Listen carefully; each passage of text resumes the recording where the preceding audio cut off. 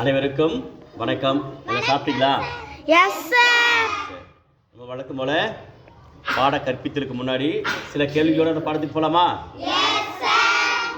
சரி. பூர்விகா ஒரு கேள்வி கேட்கலாமா? பூர்விகா, நீங்கள் நேராக வந்து பள்ளி நிறைவடைஞ்ச பிறகு வீட்டுக்கு போகிறீங்க. வீட்டுக்கு போன உடனே அம்மா வந்து உங்களுக்கு சாப்பிட்றதுக்கு ஏதாவது தருவாங்க. அதே மாதிரி உங்களுக்கு வந்து கிளாஸில் ஏதாவது ஊற்றி குடிக்கிறதுக்கு கொடுப்பாங்க. என்ன கொடுப்பாங்க? டீயா? டீ கொடுப்பாங்களா? சரி. பூர்விகா ஒரு கைத்தட்டி கொடுத்துருங்க. இனியா, உங்கள் வீட்டில் என்ன கொடுப்பாங்க ஈவினிங் வீட்டுக்கு போன உடனே? Coffee, filter coffee. ஃபில்டர் காஃபிங்களா? சரி. இனியாவுக்கு ஒரு கைத்தட்டி கொடுத்துருங்க. ஜோயா, நீங்கள் உங்கள் வீட்டில் என்ன தருவாங்க? பால் கொடுப்பாங்க. ஜோயாவுக்கு ஒரு கைத்தட்டி கொடுத்துருங்க. நேத்ராம்மா, நீங்கள்? பாதாம் பால். சார், பாதாம் பால் சார் நல்லா டேஸ்ட்டாக இருக்குது சார் அப்படின்னு சொல்லி ஒரு நாளைக்கு நம்ம நேத்ரஸ்ரீ வீட்டுக்கு போயிட்டு எல்லாரும் போயிட்டு ஆளுக்கு ஒரு கப் பாதாம் பால் குடிச்சிட்டு வரலாம். சரியா? சரி. தஸ்லீம் அம்மா, அவங்க வீட்டில் என்ன கொடுப்பாங்க ஈவினிங்? டீ. அஞ்சும் பாத்திமா, நம்ம வீட்டில் ஜூஸ். சார், நான் டீ காஃபிலாம் சாப்பிட்றது கிடையாது சார், பாதாம் பால் எனக்கு ஒன்லி ஜூஸ் தான் சார் பிடிக்கும் அப்படின்ட்டாங்க. கனிகாம்மா, நீங்கம்மா? சார், மில்க் தான் சார் அவங்க குடிப்பாங்க சார். நாங்கள் கனிகாம்மா ஒரு கைத்தறி கொடுத்துருங்க. மோனிமா, உங்கள் வீட்டில் பால் கொடுப்பாங்க சார். ரைட். சுபிக்ஷாமா, நீங்கள்? காஃபி, ஃபில்டர் காஃபி அப்படின்னு சொல்லிட்டீங்க.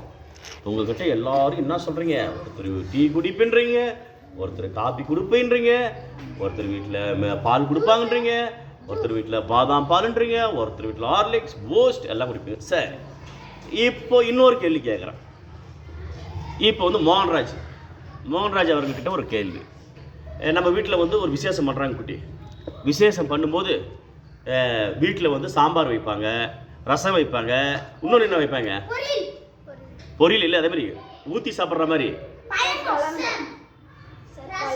ரசம், குழம்பு, அப்புறம் பாயாசம், சோறில் பெசஞ்சு சாப்பிட்ற மாதிரி இன்னொன்று கொடுப்பாங்க, ஊற்றுவாங்க. மோர். கைத்தட்டு மோனிசாமாக்கு. ஏப்பா, விசேஷம் என்ன பண்ணுவாங்க? சார், சாம்பார் கொஞ்சம் ஊற்றுவாங்க, சாப்பிட்ருவோம், அழகாக சாப்பிட்ருவோம். அப்புறம் ரசம் ஊற்றுவாங்க, சூப்பராக இருக்குது சார், சாப்பிட்ருவோம். அப்புறம் என்ன பண்ணுவாங்க? சார், கொஞ்சம் மோருக்கு கொஞ்சம் வச்சுங்க சார் சோறு, சொல்கிறாங்களா இல்லையா? வெயில் காலம் வந்துடுது, கோடை காலம், வெயில் அப்படியே அனல் பறக்குது. அப்போ நம்ம விரும்பி என்ன சாப்பிடுவோம்? மோர். அப்புறம் தயிர். கனிகாம கை தட்டுங்க. தயிர் சாப்பிடுவோம், மோர் சாப்பிடுவோம், டீ காஃபிலாம் சாப்பிட்றோம். சரி, இப்போ நம்ம என்ன செய்கிறோம்? ஏதாவது ஒரு ஸ்வீட் கடைக்கு போகிறோம். சில பேர் ஜாங்கிரி பிடிக்கணுவாங்க, சில பேர் லட்டு பிடிக்குவாங்க, சில பேர் பால்கோவா. வர்ணேஷ் பார் பாயிண்ட் வராரு. என்னது? பால்கோவா பிடிக்கின்றாங்க. சரியா? இப்போ சரி, அதுவும் பிடிக்கும்.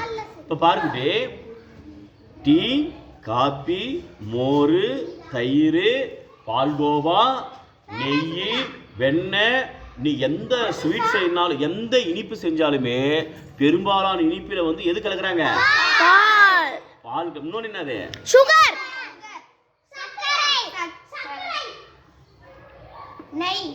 நெய் கலப்பாங்க. கைத்தட்டு ஜோயாமாக்கு. என்ன சொல்றாங்க? சுத்தமான நெய்யில் தயாரிக்கப்பட்ட இனிப்புகள் இங்கு கிடைக்கும் சொல்றாங்க கடையில். ஆமா. இப்போ நம்ம பார்த்தீங்கன்னா, இப்போ நம்ம வந்து மிகப்பெரிய மழைக்காலம் வந்துருச்சுன்னு வச்சுக்கோ. எல்லாம் ஒரு ஏதாவது ஒரு முக்கியமான ஒரு அவசர நிலை இருந்தால் கூட என்ன பண்ணுவாங்க? சில விஷயத்தை மட்டும் மருந்து, பால். இப்போ கூட மழை வெள்ளம் ஏற்பட்டுச்சு வச்சுக்க, முக்கியமாக என்ன தருவாங்க? போயிட்டு பால் கொடுப்பாங்க. கொடுக்குறாங்களா இல்லையா? அப்போ பால் என்பது ரொம்ப முக்கியமான உணவு. மோனி அம்மா கைத்தட்டு. பால் என்பது ஒரு முக்கியமான உணவு, ஒரு முக்கியமான உணவு. சரி, அந்த பால் எங்கிருந்து நம்மளுக்கு கிடைக்குது? பசுமாடு. சகின் தலைவர் கைத்தட்டுங்க. பசுமாட்டுல இருந்து கிடைக்குது. சரிப்பா, பசுமாடு எங்க இருக்குது? பண்ணையில் இருக்கு, கொட்டாயில் இருக்கு, நிலத்தில் இருக்கு. இப்போ சில பேர் என்ன பண்ணுவாங்க? வீட்லயே ஒரே ஒரு மாடு இருக்கும், பசு மாடு இருக்கும், வீட்டு முன்னாடியே ஒரு கயிறு போட்டு கட்டி வச்சுப்பாங்க.